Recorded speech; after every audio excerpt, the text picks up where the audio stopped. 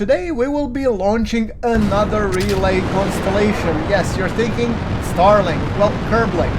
No, I'm just kidding.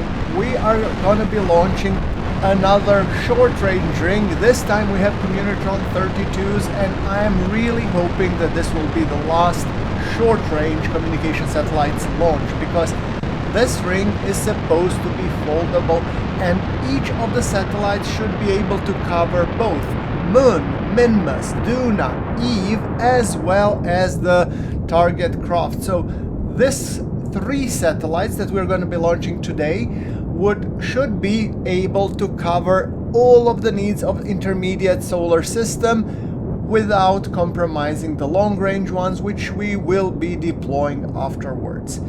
And our rocket is running straight and true. It actually reminds me a little bit of Ariane 5, to be honest, with a little bit bigger fairing.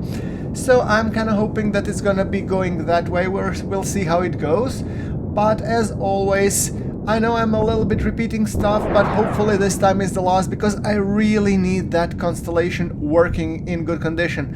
And I'm even thinking, do let me know in the comments below, do you want me to retire my old communication satellites or just leave them here for infinite redundancy? Because I think the more the merrier, obviously. They can work better, they are clogging the sky though, but it's a big-ass sky and it shouldn't be too much of a problem. However, do let me know what you think in the comments below. Right, so now we will be really careful with launching this one, because I think these satellites should be going to the 900-kilometer shell. They are relying on Communitron 32s to communicate between each other and the ground and all the nearby satellites. And each of them should have plenty of satellites or plenty of antennas to cover various scenarios. And you might be wondering just how well they look. Yeah, they're a little bit of folding inside. You know, I was thinking to use a little bit of infernal robotics just to make it extra spicy, because, I mean, who wants to see another relay deploy that's all the same? I mean, I wouldn't. So let's go into this and let's see how it goes. So we're gonna be deploying, and as you can see, these 3 cigars on top. Yep, that's not cigar, that's actually the space station. No, those are the satellites. Yeah, right. So we're gonna be holding maneuver prograde, and we're gonna be unfolding the solar panels, and those are the solar panels of the deployer. I'm gonna try this to make this as precise as possible, no promises though, but I do plan to have them have the same period, so they should hopefully remain relative to each other in the same place. Now, the rocket is burning straight and true, and we are seeing a little bit of a fairings go by. All in all, that's good. Now, having said that, we have 760 meters per second to burn, and I have again over-engineered this thing to oblivion. Honestly, when I come think about this, the satellite deployer could be, in theory, going even, who knows, maybe even to Duna. I mean, it has enough delta V, because once we circularize, just look at that, we have still 2,200 meters per second just in the 2 stages. So I'm wondering, maybe with a little bit of extra boosters, this guy could get us to Duna and set up the Duna constellation. Yeah, maybe in the future we're gonna do that, and maybe I'm gonna just queue one up to be launched to Duna on the next transfer window. Or maybe actually, I think Eve transfer window is coming up. So if I, in theory, launch all 3 of those, although in Eve I cannot aero brake per se, yeah, but if I could have a core stage eject to Eve, and then have the upper stage used to circularize, set up the correct orbit, well, that might actually work. I don't know.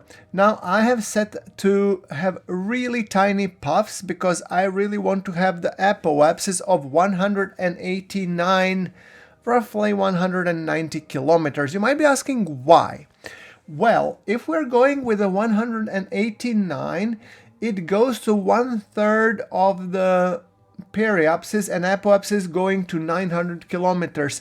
So there is this ideal transit orbit to be able to deploy all 3 satellites without much need to realign. So one trip of the deployer will be 1/3 of the trip of the actual satellites. So in that case, when we're deploying the RemoteTech network, we don't really need to do a lot of fiddling. We just, deploy, circularize, and that's what we're going to be doing.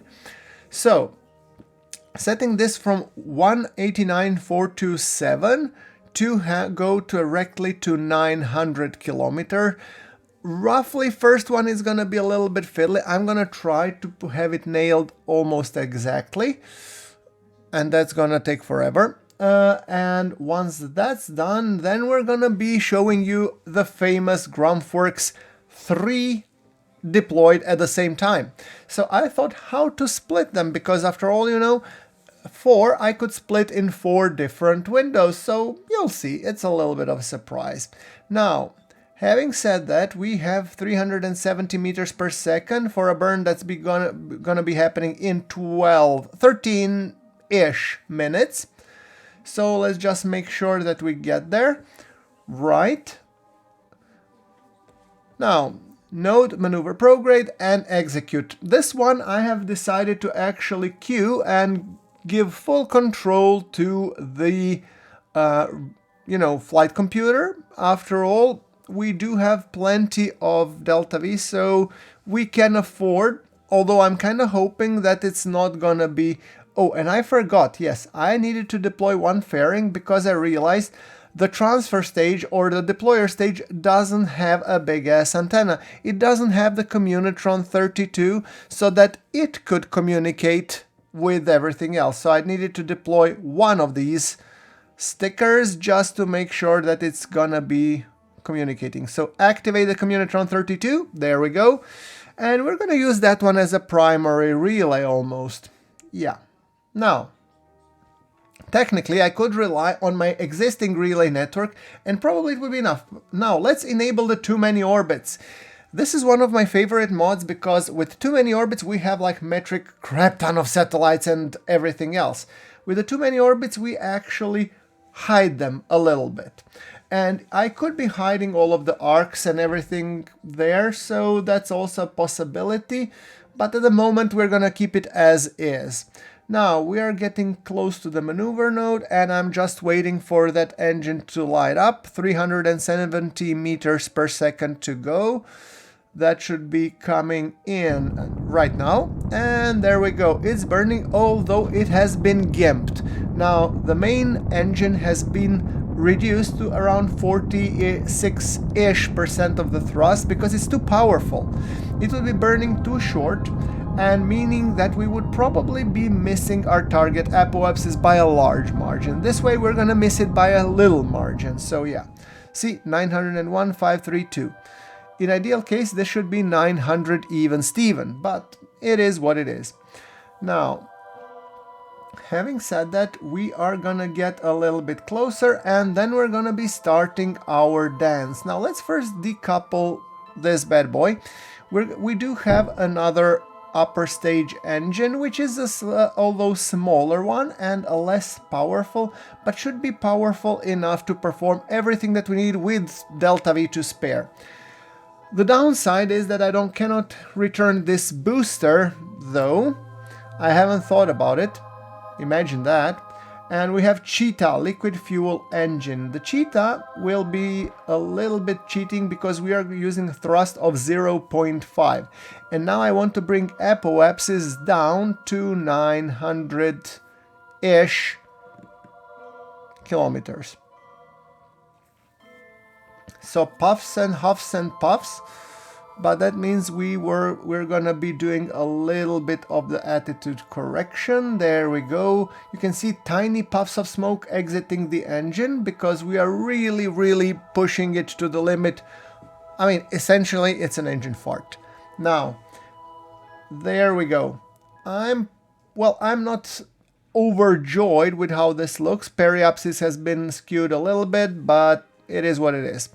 I think it will be close enough to deploy them in the near ideal position, and Unlike previous time when I was deploying at the height of 800 kilometers, this time I'm going for a 900 because at 900 we do have a little bit of leeway. So in case the satellites start, misperforming, the engine goes a little bit out, we forgot to turn on stuff and all that kind of jazz that usually I'm well known for. I make a lot of mistakes. Yeah, that's true. Now, we are getting quite close to the apoapsis, so we're going to be pointing normal prograde, and then we're going to be doing the deployment dance, and then we come to the GrunfWorks signature famous deployment dance. How you mean? And I mean by doing 3 at the same time. Yeah, let's not waste everybody's time and showing one thing at a time. And some of them will be slightly accelerated. So I'm raising the periapsis just a little bit to have it on the right spot. Good. I'm overall now trying to fix the period to be what it needs to be. Cool. And once that's done, we're gonna be shutting down the engine just to make sure it doesn't go anywhere and I don't accidentally trigger it. Now we're gonna be setting ourselves normal, because if we decouple by being prograde, we are boosting the satellite by a little margin and it's gonna get some extra boost. But if it's going just normal, that means that it shouldn't be going prograde or retrograde, in theory. Practice, I have no idea. I'm just spitballing over here. So let's see. Now, we are in the correct place, so next time when we actually warp to the apoapsis, we're gonna be doing the booga booga dance. So now let's see. There we go, and let's get ready for the deployment.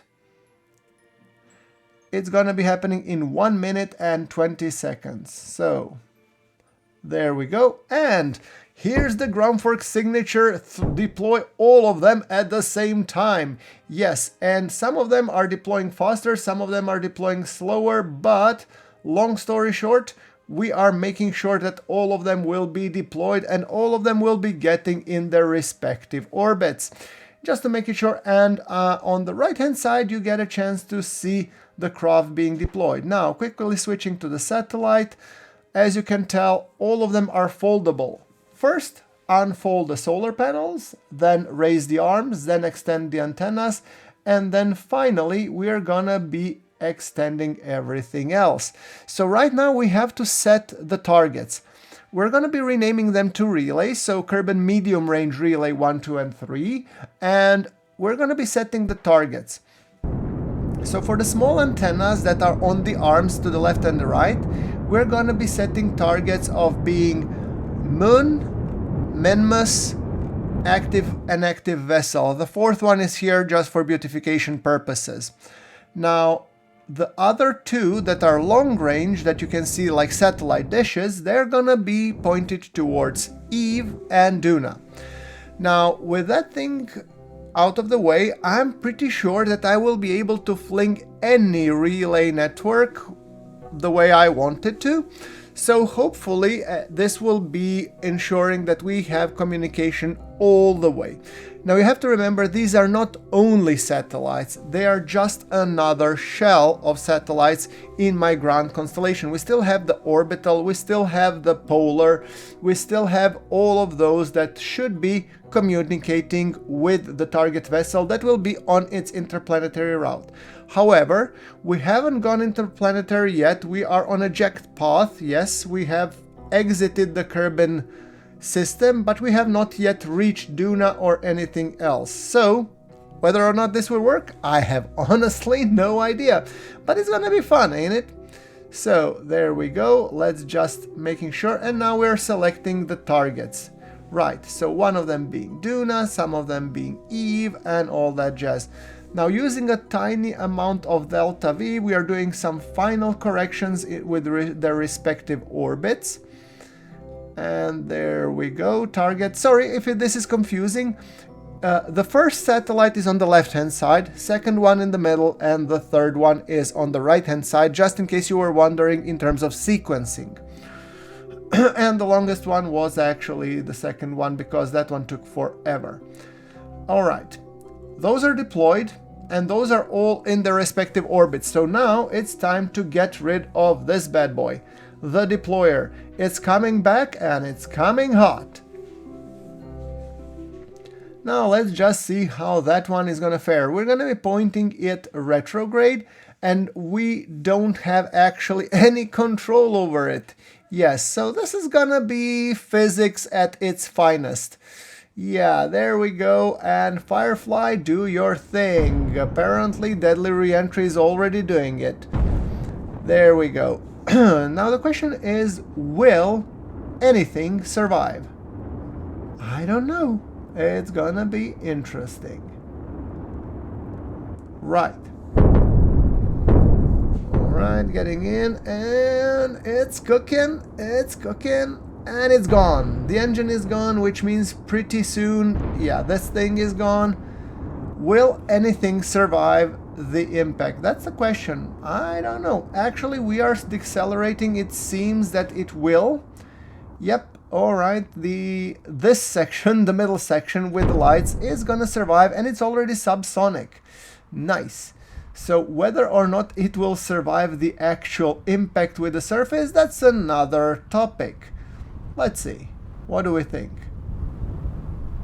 Alright, it's falling at the velocity of 142, and physics be damned. There we go. It's dipping. Everybody's being cuckoo fighting. Yeah. Alright, and let's just check how everything is looking. We have 1, 2, 3 Kerbin Relay satellites, and we're gonna be just cleaning up the orbital debris, which are a lot of these. So, guys, I'm not gonna have you watch everything. Hope you liked today's episode, and if that's the case, please do fling a like at this video, and I will be seeing you in the next one. Thanks for watching.